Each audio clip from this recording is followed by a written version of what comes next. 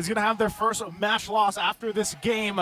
Let us know in the comment section below who you're rooting for. Hashtag Echo, hashtag APBren, alongside your user ID and user server number. You get a chance to win some diamonds today as we take on this last match between these two powerhouse teams. Two winners of 1,000 diamonds, and all you have to do is comment? I mean, that's something. I would do that. I wish I was watching right now. You can be, Rockhart. I choose not to. Let others have a chance. Let others have a chance. Munton will give us diamonds for another spin. Another spin. So thank you. Munton's so nice. Anyway, so now it is going to be a question of whether or not, you know what, JP can make a play here. So both roamers have this instant flicker big skill that they can use, right? Either flicker final slash or flicker wild charge. We'll have to watch out for that. Obviously, that will be happening after level 4. We're very close to this turtle for 8 seconds. You always have to have a vengeance carrier when you're facing up against the Roger. Although there's like unbalanced majority of the damage of the Roger, you want to hit, you know, in front of your opponents here, especially because Benikitty built this up with a Wind Talker, so attack speed build is generally going to be suffering from vengeance users. So that's the reason why they pick up Dams. Right. They need to have a vengeance carrier in this game. And not only that, but the other side of it is usually when teams pick up the Harith, we see them planning up here, possibly to make a play up there or just get those level 4s available. But with the Harith, it could work really well in the early game or fall off. Yeah. Exchanges, though. Looks like APBren not waiting for the level 4s, though. Right now, it is going to be Kaltisi in trouble. That's first blood going over to Echo. More can happen here. A bit late there on the Nether Realm, and few might have to find a way for Flapteasy to make an escape here. They're running out of ways to get out. Ogun ready, doesn't have the final slash, does have it now. Just a little too late. That bit of XP that Ogun needed to hit level 4 and maybe activate the final slash could have saved Flapteasy. But then again, that's Echo knowing when to fight. Sanford's Yuzhong. Yep. It's just literally a superstar trigger that you saw from there, just manhandling APBren on his own. Well, not literally on his own because Kaltisi played this well. And the fact that they did the same Barrett's rotation from Game 1 and Game 2 where Kaltisi actually stays in front of the lane of the EXP to kind of have a little bit of an advantage over Kaltisi in terms of levels and also force some rotations from APBren. This is a well-thought strategy and rotation from Echo. Yeah, great decision-making from them early on, especially leading that first turtle. And with that, there's still one pressure. Gonna flap, nice little dodge there himself. But now you're wondering, where does APBren find a win at this early point of the game? This is, you know, when we're talking about leads here, Echo doesn't typically have this 1K plus lead this early on in the game, so far from what we've seen from the series. So we'll see how APBren responds to that. I think with this, they might want to look a play and put pressure, of course, on Benikitty, force some here, but the response already from Echo rotating down here as well. It's the thing about the Harith, right? How long do you need to get to the point where, okay, we have this power spike on this Harith, we're going to be able to fight toe-to-toe with Echo? The answer is not too long, actually. That's why you pick up the Harith anyway, so what else speed up the game.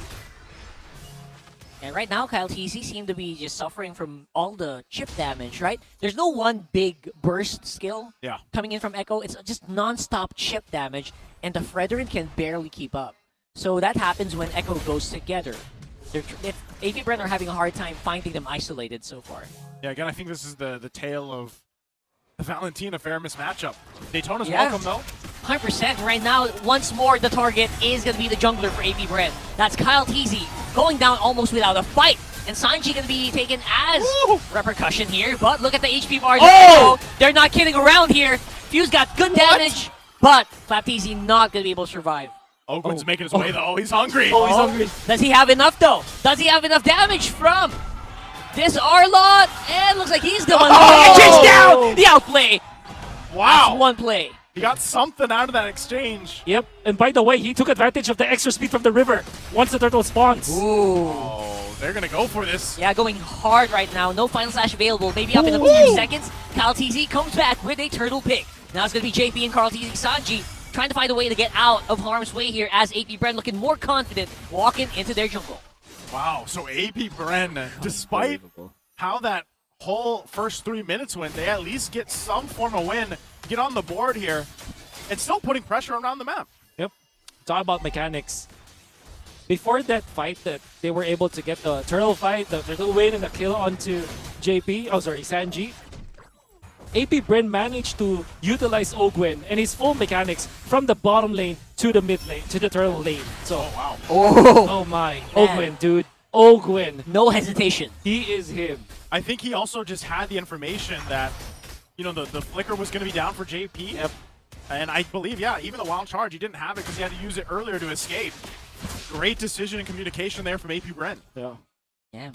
Ogwen basically trying to capitalize on his mobility as an Arlong. Exactly. And he still has some good damage, right? The base damage from his skills are still making a mark onto even very tanky heroes such as the Barretts. Oh, they forced the ult. Oh, they got it. Oh, Zaman Force. Still 40 seconds away from that turtle, though, the objective. So right now, AP Bren managed to keeping things together, right? It's pretty much still very even across the board right now, objectively. That is the Starlium Scythe being picked up, though, for Super Marco. So what I asked earlier, damage department for the Harith, when does it come? This might be the start of it. Super risky here. They're playing around with fire, wild charge. They caught him in the middle of that skill animation. And basically having to spend everything to stay alive, that's JP. So that's the roamer down for Echo, or at least out of the fight. Maybe Bren could take this turret quite easily. We're going to get that. Turtle now up. Benny Cutie still staying on that bottom side. So we'll see how Echo wants to deal with this. They're going for it. Yeah, they're trying to get as many fights as they can onto this with the final slash here. Kyle TZ, he's trying to stay alive, but there's just no way against the 5-man unit of AP Bren, who seem to be happy to just take these orcas as many times as possible in that fight. Well, you're asking about the power spike of the Harith, right? That is definitely it. One item that's all you need. And of course, one thing that you have to take note about AP Bren is that they have a lot of mini crowd controls that are very impactful. Final Slash, there's the stun from Ogwen, of course the crowd control chain from the Fredrin, some snags from both you as well as Flap. If you combine that all together, it seems like they have big ticket ultimates, right? They don't have like big Minoan Furies, wild charges, or any of those kind of big ticket ultimates, but small and spammable stuns we can already see. Well, we can see the question here. Is this the MSC 2024 preview for the finals? That's heavy. That's heated. That's a heavy. I can't even think about that right now, because right now we are seeing Carl TZ being manhandled right now. They told us welcome. Oh my goodness, that was huge. Forcing AP Bren to activate that Nether Realm, but the fight is looking a lot better now. They are going for the chase. JP, no wild charge available, means it will be very difficult for Echo to take this, or will it? Sanji on the back. Oh no, Benny Cutie not going to be able to make it though. And look at that. It's going to be AP Bren coming out on top, not giving Echo any chance to fight back. How is AP Bren doing it? Right now, they are just demolishing Echo. And they're going to make their way further down the mid lane here. It's just a power spike that we're looking at AP Bren. Big spike. They're very, very strong. At this point, GalTZ is very tanky. And even though they jump Super Marco, you have to take note, this has a Purify. And obviously, he went in for Thunder Belt first. There you go. We can see it in the items. That's why you can see that when he attacks, there's a little bit of electricity going on. And this allowed him to kind of last into team fights, like. So this is not a very squishy Harith, actually. You can see it there, even after the jump from GalTZ, right? Through the replay. From Infinix. Yeah, I don't envy Carl TZ in this fight right now. I mean, beautiful Daytona's welcome. They maybe stun a few AP Bren members. But you know what? It's just, there's so much to survivability or sustain with AP Bren that doesn't matter. Sanji had ultimate right there, but he did not use it, so that's interesting. Maybe if they could have copied the Fire Mist ultimate, things would be different. Maybe they could have turned it around, but I guess View is just very, I don't know, slimy or, slippery. Yeah, it's hard to catch. Hard to catch. Yeah, well, he won-upped Sanji in that last one. Yeah, for sure. They're going to go for this Lord here. First one of the game. Flap still on the bottom side. Going to make his way up here. So AP Bren stalls it out a little bit. Is this a good decision, Wolf, for Echo? Being down 5K. They're concealed.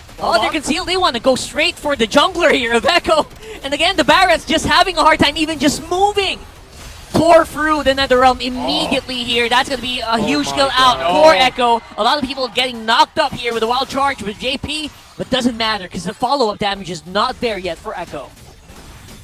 Yeah, and he will just have to run away. Again, mini crowd controls from AP Bren, but plenty of them. Quantity is what AP Bren, and frequency of the stuns that allowed Super Marco to just dance in front of Echo. And also, this is their power spike, like we talked about. So definitely hard to penetrate at this point. And Ogwen played this game so well. 100% kill participation for the guy. Yeah, out of this whole thing, you know, the whole series. I mean, actually, even for today, we haven't seen a lead this big.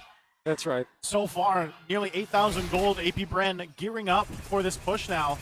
We've seen them end games before on that first Lord push. We'll see if they're able to do it here. But Echo, can they hold on? Can they keep it together in this mid lane? It starts here open, though. Oh, he already used up his Flicker Final Slash, so that's one move that Echo doesn't need to worry about.